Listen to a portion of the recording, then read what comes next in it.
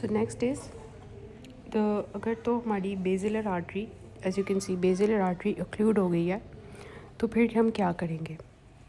एक तो पेशेंट की हमने बात की थी कि जब हमने डिस्कस किया था बेसिलर आर्टरी के ओक्लूजन को, तो एक तो पेशेंट की जो अर्लीस्ट साइंस आएंगे उसमें ये कि एकदम से पेशेंट कोलैप्स हो जाएगा, उसकी कॉन्शियसनेस लॉस हो जाएगी, क्योंकि उसका रेटिकुलर एक्टिवेटिंग सिस्टम जो है उसकी इस्कीमिया हो जाएगा। ओके, हमने देखा कि बेसिलर आर्टरी हमारी पूरी ब्रेन स्टेम को कंट्रोल कर रही है। तो बेसिलर आर्टरी चलेगी तो ब्रेन स्टेम के सारे फंक्शंस चलेंगे। ब्रेन स्टेम में रेटिकुलर फॉर्मेशन चलेगी, तो रेटिकुलर फॉर्मेशन जो होती है वो हमें कॉन्शियस रखती है। तो जब वो डैमेज होगा तो लॉस ऑफ कॉन्शियसनेस होगी। फिर क्योंकि हमारे यहाँ पे जितने भी ट्रैक्ट्स हैं वो हैं, तो जब हमारी ब्रेन स्टेम चली जाएगी बेसिलर आर्टरी को क्लीन की वजह से, तो क्वाड्रिप्लेजिया हो जाएगा, मतलब सारी की सारी लिम्स जो हैं उनका कंप्लीट पैरालिसिस हो जाएगा। तो उसको कहेंगे कि पेशेंट अपना कोई भी हिस्सा मूव नहीं कर पाएगा। Corticospinal tract of pons wiped out, जिसकी वजह से क्या है कि you become locked inside your body, कि आप जिंदा हो लेकिन आप अपना कुछ भी मूव नहीं कर सकते, पूरी बॉडी का एक हिस्सा भी नहीं हिला सकते। तो you are locked, okay, you are locked inside your body.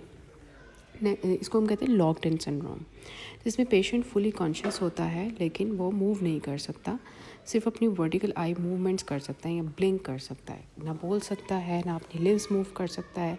तो इसकी वजह क्या है कि उसका बायलेटरल वेंट्रल पॉन्स की इन्फॉक्शन हुई हुई है। It is actually characteristic outcome of the basilar artery occlusion. तो बेसिलर आर्टरी ओक्लूजन में ये होता है।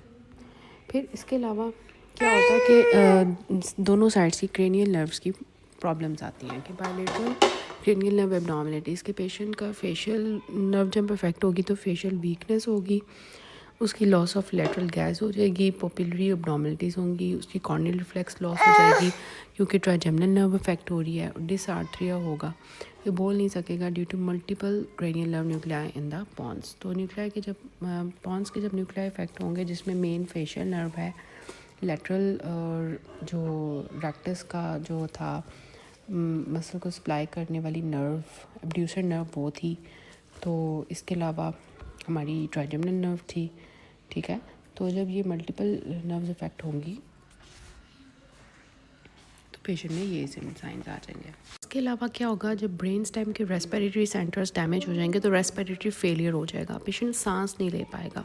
तो अगर अर्जेंट इंटरवेंशन नहीं की जाएगी तो पेशेंट की एपनिया की वजह से डेथ हो सकती है।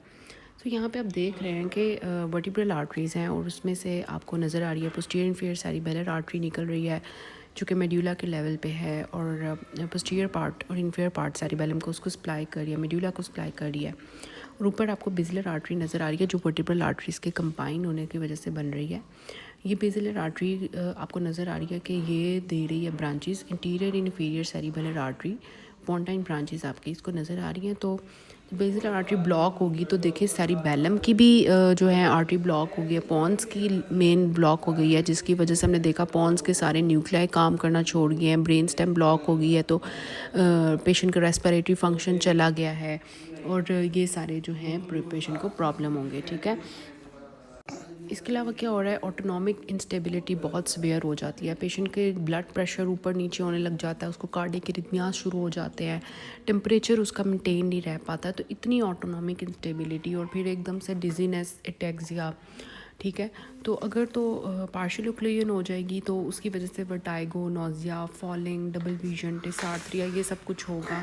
दिस इज़ वार्निंग फेज़ कि पार्शियल ओक्लूजन हो गई है, जल्दी से इसको खोल लो वरना कंप्लीट ओक्लूजन के बाद पेशेंट गया। तो alarm symptoms which are specific to basilar artery occlusion, उसमें क्या क्या आता है, red flags, dizziness, diplopia, dysarthria, dysphagia, drop attacks, ataxia, coma, हम पहले भी बात कर चुके हैं। This is posterior circulation catastrophe. तो इसमें हो क्या रहा है कि पेशेंट की बिल्कुल ही लॉक्ड इन हो गया है, ना वो अपने लिम्स मूव कर रहा है, कुछ भी नहीं ना बोल पा रहा है, ठीक है। तो इस तरह की हालत हो जाती है। क्योंकि बेसिलर आर्टरी आपके वेंट्रल पॉन्स को कंट्रोल कर रहा है और जिस वजह से मोटर पैरालिसिस हो जाएगी अगर वो डैमेज होगा, रेटिकुलर एक्टिवेटिंग सिस्टम ख़त्म हो जाएगा, कॉन्शियसनेस लॉस हो जाएगी, क्रेनियल न्यूक्लियाई इफेक्ट होंगे तो बल्बर डिसफंक्शन होगा, सेरिबेलर कनेक्शंस इफेक्ट होंगे तो एटेक्सिया होगा, मेड्यूला अगर पार्शली इन्वॉल्व हो रहा है तो ऑटोनॉमिक कोलैप्स हो जाएगा, कंप्लीट ओक्लूजन की वजह से क्या होगा, कंप्लीट शट डाउन हो जाएगा ब्रेन स्टेम का, ओके।